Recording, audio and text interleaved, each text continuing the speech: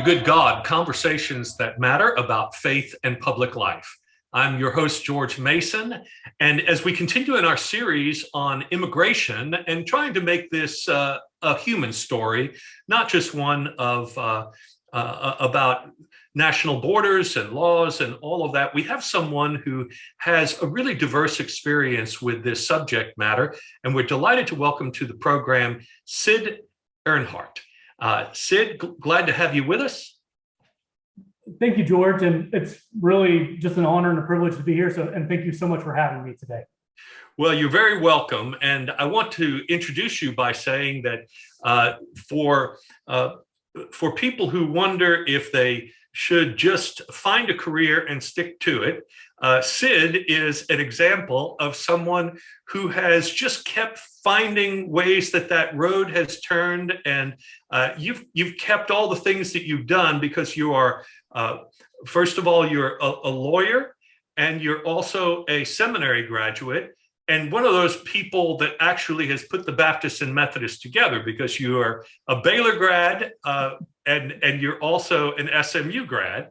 And so that's an extraordinary active piece in Texas to be able to do that. But your legal training led you to do litigation work in oil and gas for a while, but ultimately you must have had something of a tug of ministry because you went to Perkins School of Theology, and then you ended up working in this space of immigration law and of advocacy and that sort of thing. Can you tell us a little bit about that journey? Sure. So yeah, my journey started, I would say, in terms of a ministry call, as at least we would describe it on the Christian side. And I know this is an interfaith podcast and interfaith organization. I very much appreciate that. And let me just say up front, I will do my best to talk in an interfaith context, and I apologize in advance to any of our interfaith friends out there. Just know I'm doing my best to limit my, I guess, shall I say, if I talk about any exclusively Christian concepts, if there were such a thing, I apologize in advance for that language. How about that? Sure, sure. Yeah. And so I would say, though, for me personally, my call really started when I was younger. I thought ministry for me would be maybe a secondary career. And it just found me, I think, a little bit earlier maybe than I was anticipating. A few years after law school, I was enjoying the legal work that I was doing, but I found myself just asking God, maybe what God wanted from me in my life and how I could better serve others. Great question. Great question to ask. Okay. And that's sort of how or I guess I should say, how the process sort of started. And then from there, it definitely took a good amount of time. I started going to seminary part-time at night and still practicing law during the day. And so over the course of a number of years, I completed my degree at Perkins. And I guess really what led me into this space was during my pastoral internship at Perkins. I did part of it with a church in the Houston area with the United Methodist Church. And then I also did part of it with an organization out of Austin called Texas Impact. And with Texas Impact, they immediately put me into the immigration space. My first weekend, actually, of my pastoral internship, I got in a car with their congregational outreach director, Scott Atnip. He picked me up at my house, and we took an 8-hour drive from the Houston area down to the Rio Grande Valley. And they had put together an advocacy intensive along with a couple of pastors from the Dallas area for about 100 pastors from all over the state of Texas. They had brought them down to learn more about what was happening under what I would call at the time, the Remain in Mexico, right, or the MPP, the Migrant Protection Protocols. And this was in 2019, the fall of 2019. Okay, they had brought pastors down so that they could see for themselves and take back to their congregations, the stories of people, of migrants that were at the border, that were being forced to remain in Mexico in order to have their claims for asylum processed. And then from there, a smaller, I'll say about a month later, a smaller group of about 30 to 50 of that group went to Washington, D.C. where we talked with every publicly elected official from the state of Texas. Right. So this combines in your work with Texas Impact, and you continue to practice law, and you continue to relate to various organizations, including being the executive director of a group called Justice for Our Neighbors, which is in North Central Texas, an immigration ministry of the United Methodist Church. You're combining all of these things. So I think one of the questions that you might be uniquely gifted to answer is, while we can argue about the legal status, for instance, of people who cross the border, while we can talk about the economic impact of the labor force and what they can offer, or whether they're taking jobs, or how we manage all of that, whether we can talk about culture and how this can be either a gift of diversity, or it can be a threat to a more traditional culture in the United States. Where is God in this, would you say, Sid? When you do your work, faith animates what you do. So how do you say, okay, somehow I see there's a spiritual factor in all of this. This is where I think God is. Can you talk through that a little bit with us? Sure. Man, that's you're absolutely right. I guess I would say, in terms of how you, I guess, kind of contextualize the question. And it's a great question. I would say, for me, where I see God in this is, well, I mean, the short answer is right everywhere. And it starts with, really just with the simple and basic understanding, right, that God created all of us, right? We're all a part of God's creation. And it comes from this place that, God loves all of us. And from my perspective, we are called both to love God, right? And then both also to love our neighbors, if you will, as we love ourselves. And so I would say that part of our calling is also to be stewards of God's creation. Nice. So in doing so, I think we find ourselves in this place, really this imperfect place, where we are trying to wrestle with these concepts of, and I've heard, some of the other podcasts that you've had, and kind of some of the factors that you mentioned, right? The economics, the nationalism, if you will, right? The cultural aspects. From that religious perspective, I would say, one thing that congregations or houses of worship, right, that we really understand well, I think, is kind of this mission component, okay? But when we're looking for what I would describe as transformation inside of our communities, right? When we're looking to transform the world, if you will, into, I guess you might say, either the image of God, right? Or looking for what God is looking for our world to look like, I would say, right? Yes. When we're leaning into that, that's where I think that there's kind of this, and this applies to beyond just immigration, okay, just for the moment, right? In a big picture sense. That's where we're talking, I guess that's kind of where our congregations fall short, I think, right? We really understand this missional component well, right? But in order to get to transformation, we're missing this step, I would say. And it's this justice component, okay? Without justice, I don't think you can get to transformation. So Walter Brueggemann, who is a great theologian and a friend, has this wonderful line. He says, justice is figuring out what belongs to whom and giving it back. And I think at the very basic level, dignity is one of those things. Humanity itself, that there are a lot of people who are coming to our border who have been stripped of a sense of their being valuable children of God like everyone else, and they have been treated poorly, and they have felt somewhat abandoned. Ironically, the vast majority of them coming, as we understand, identify as Christian, and increasingly as evangelical Christians from Central America is something I think a lot of people don't realize. is true. And so these are not people who should be necessarily objects so much of our pity and charity as sisters and brothers, maybe even of the same faith, that we should be welcoming in a way that is even transcending our national obligations.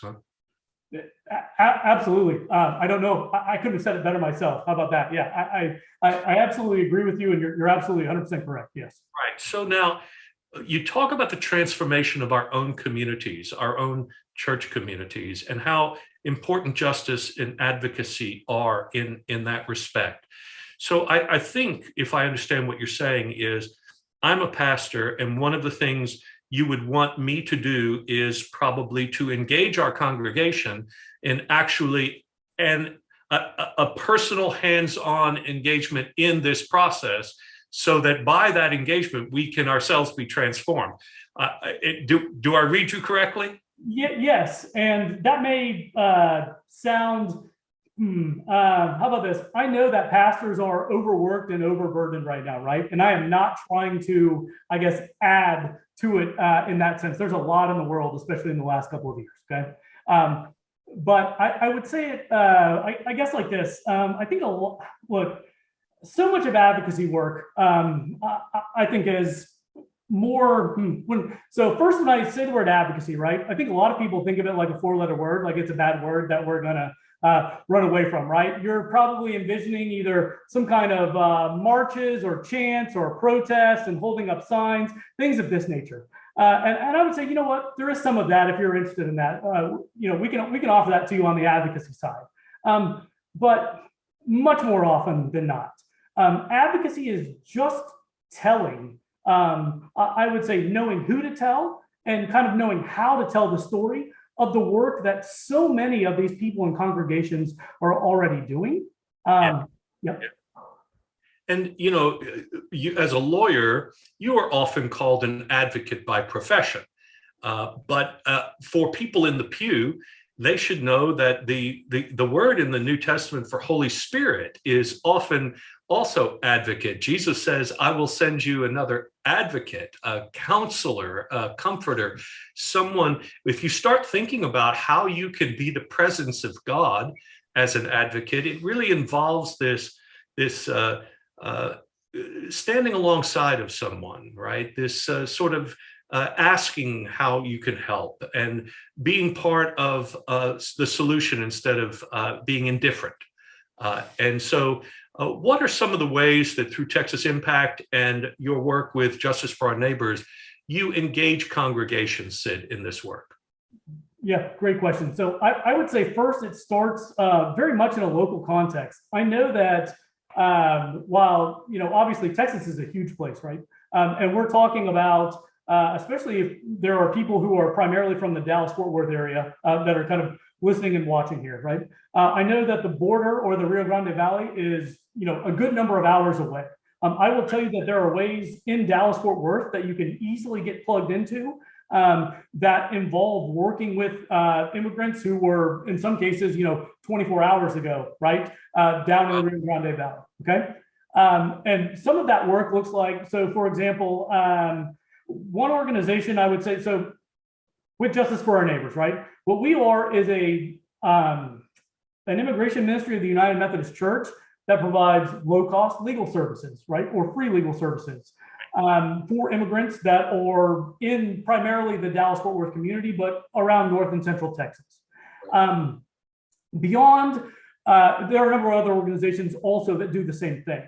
If you're looking for other types of work, for example, a number of immigrants, especially the asylum seekers, once they're being processed, if they are, we've seen a number of immigrants that actually travel through the Dallas-Fort Worth Greyhound bus station, okay? If they are going somewhere in the eastern United States, what's happening is they will ride a bus all night, okay? Typically from Brownsville or McAllen. They'll ride it to, and there are many stops along the way. They're sleeping on the bus. They might have children. That they have very little other than either whatever they were able to carry or bring with them, and then what some of our wonderful organizations, down in the valley have given them. And I would say that there are opportunities to help along the way as they're on this journey to their final destination somewhere inside of the United States.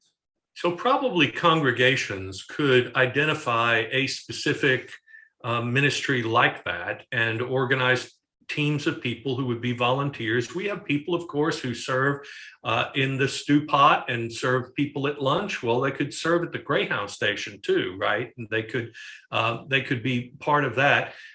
But there's also, I think, through these organizations, probably ways of people becoming better informed and becoming advocates for the political process and the change of policy too. What are some ways they could do that, Sid? Yeah, absolutely. And thank you. So one way that it can be done is through an organization, like another organization I work with, Texas Impact. Okay. They developed a Courts and Ports program is the name of the program. And what it does is it takes small groups of people. It's usually 8 or fewer at a time. Most of them are from the same congregation, but sometimes we have multiple congregations coming together.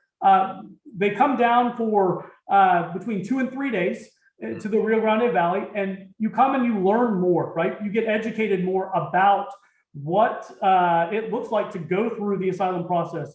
You learn more about the migrants who are showing up at our border. You have interactions with people who are actually going through the process.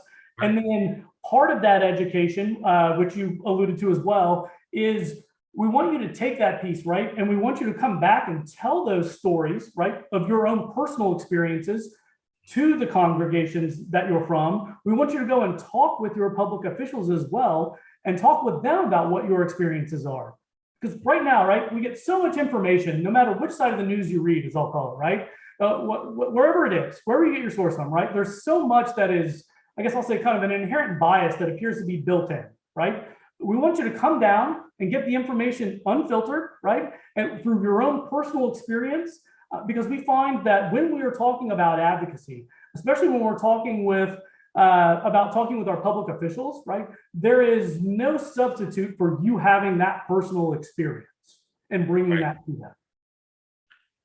One of the most heartwarming and heartbreaking moments I saw was when my friend Imam Omar Solomon was down at the valley, and there were kids being separated from their families during the child separation policy, and they were on a bus, and Omar is about 6'4" and dressed in black clothing, clearly dressed in Muslim garb, and yet you could see holding his hand up to the window, pressing it against the hand of a child who had no connection, was scared to death, leaving behind family, and that moment just sticks in my heart and in my mind, and I think that the actual going in person and being present and seeing the human beings that are being affected by these policies are just important to our own sense of passion about it, right? You're right. And yep, exactly right. And they're important to our humanity. And I think it really fuels that understanding that we were talking about earlier, right? Where we understand that we are all, right, created by God, right? These are our, these are our brothers and sisters, right?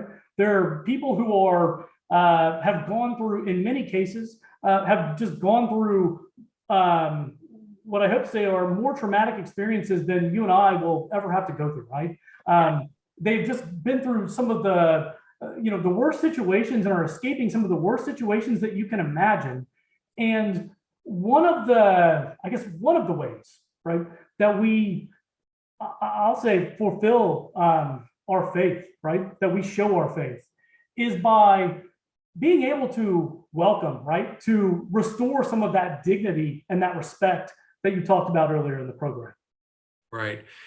Yeah, I think if we ever stop to think about the fact that we didn't get to select our family when we were born, or what country we were born into, and yet when we look often at people who are coming to our border, there may be a sense that there's some sort of entitlement that maybe we have a little more of the image of God in us than they do in them, and that all you have to do is actually say that kind of thing out loud, and you just automatically know it's not true.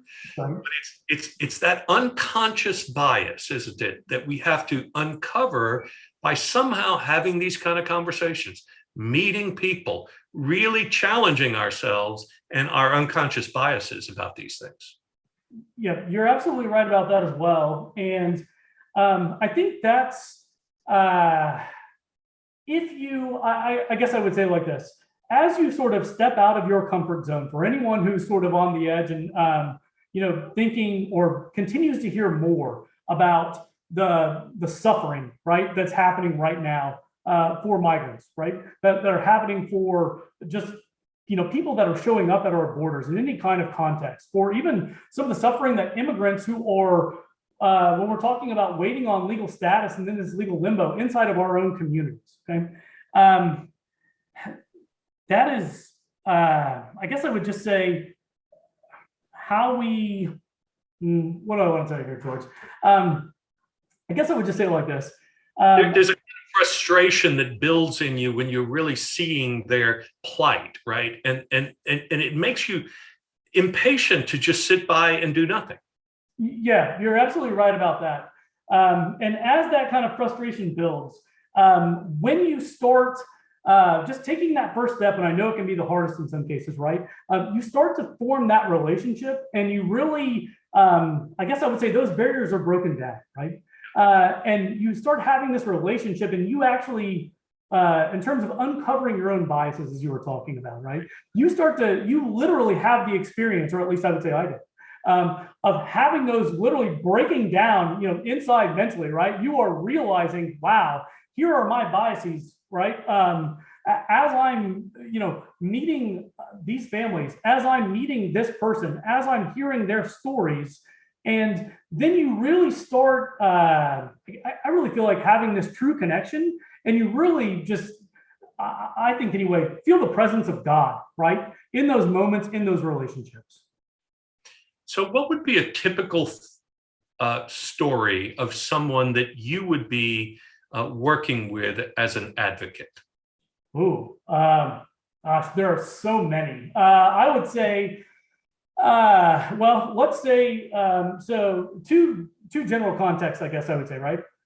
There would be, so some of the advocacy work, and I would say some of the most important, right? Especially under, well, I'll say now, once again, current procedures and protocols, or regarding advocacy for asylum seekers at the South Texas border. Okay, a typical story would probably involve you hearing about a family that is escaping violence from their home country.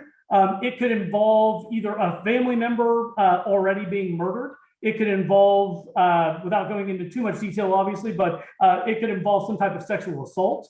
It could involve extortion. Any type of, any number of threats of violence or actual real and experienced violence through one or multiple family members is probably where I would start in terms of a background. Forcing a family that was, in many cases, were small business owners where they were. In many cases were, like you alluded to earlier, right, Christians, and have been forced to flee their homes. Right. So Sid, there are legal services, and there are immigration services, and there are church ministries, and there are all of that. You've described a circumstance with many people who are coming to our borders that they have been through some horrible traumas in their lives. Is there any trauma work being done with people who are coming to us? Any trained folk who are able to help give them a safe place to work through what's happened to them emotionally and socially? That is a great question. I would say that, so kind of what I'll say in a general sense, and I'll come back to that, is what you're describing is, so what happens, right? When we know that there are processes and procedures for someone to come and claim asylum in the United States, right? But when the government stops, for lack of a better term, what happens then, right? And that's where the work of NGOs or non-governmental organizations, or what we'll probably colloquially call nonprofits, comes into play. And so I would say that's where people of faith are needed, right?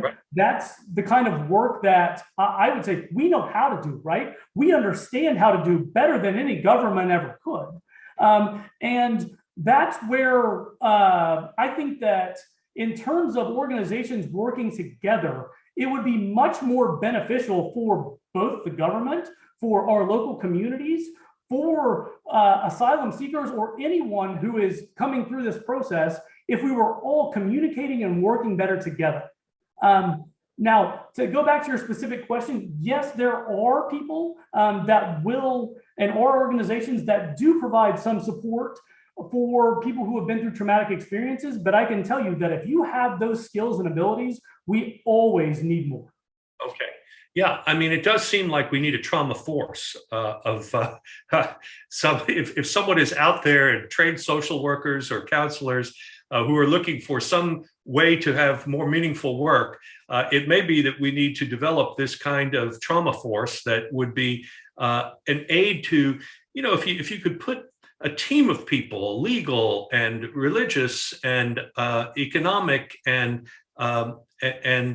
trauma, all around a person, a family, it would be a much more holistic, better way to go about it than just passing them off from one thing to the next. You're absolutely right about that. And, when you're saying that, George, that I guess kind of reminds me that, and I think you may have had someone previously talk a little bit about this.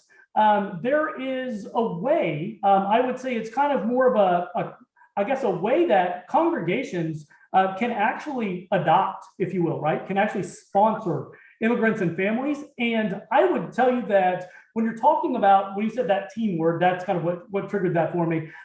So many congregations, right? And houses of, just houses of worship have professionals who maybe can't devote their entire life's work or their entire career to doing something like this, right? But when you're talking about bringing in and what kind of resources each congregation has, there are many that are in a position to where you can kind of provide this kind of team of care, if you will, that covers the bases that someone is going to, I guess I'll say both need, but also, I mean, it goes beyond just mere basic need, right? I mean, we are all called, right? Going back to that original premise of us all being God's children and how we're called to treat and love one another, right? I mean, what if rather than these indignities that we're seeing migrants suffer when they're coming to our borders, what if we, I guess, flipped it on its head? And what if we welcome them like they were royalty? I mean, that's just a thought, I guess, in terms of just imagine what that scene looks like at the South Texas border, as opposed to the current scene. I don't think that, I mean, hear this, I'm not going to tell you that I think that's realistic, okay?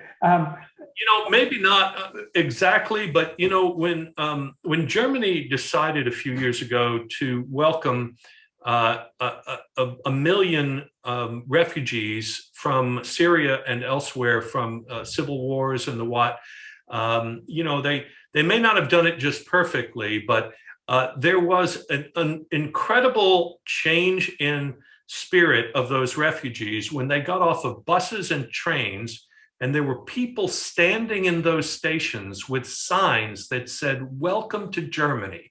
We're glad you're here." Now, can you imagine if we had people at the border of the United States who, with all the chaos going on, we simply were there to say, "We're here to say we love you and welcome." That's an extraordinary thought. You're right about that. And it would be, I mean, I think in a lot of ways, it would be, I mean, it would change the entire dynamic, I think, right? I mean, and here's why I guess I would say something like that might change the entire dynamic, because then all of a sudden, right, you'll start getting reporters, you'll start getting press down there that are talking about groups that are doing things like this, right? And it's those kinds of, I think when you start seeing and experiencing, and when ideas start getting planted in our heads, that's when they really start kind of growing, I feel, right? That's when, once they start kind of, funneling through our minds, that's really when I think God can start kind of going to work on our minds and our hearts. And imagine then, let's just keep going down this path a little bit, if we also had information for where they were going and had set up places where, whether you're going to, I'll make this up, Nashville, Tennessee, Buffalo, New York, right? Anywhere, right? Des Moines, Iowa, right? And there were already people in place, congregations in place that were ready to welcome you. Yes. And so this is how things are done in our community, or really, these are the resources available to you. Well, I think you have planted some of those ideas in our head today. And I hope that it's inspired some people to think about what they might do in getting involved. And I will just once again remind people that you work with Texas Impact, which is an ecumenical organization of people in Texas who are seeking the common good.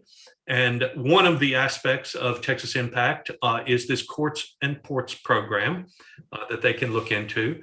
And the other organization is here more locally, and that is Justice for Our Neighbors. And people could look that up as well. And Sid, thank you so much for joining us on Good God and for being an example to us of somebody who's found a place of real meaning and mission in life. We're grateful for you. Thank you so much, George, for having me. I really enjoyed this conversation, and thank you for allowing me just to talk a little bit about the work that we're doing. Thank you so much. Terrific. God bless you. Okay. God bless you too. Thank you so much.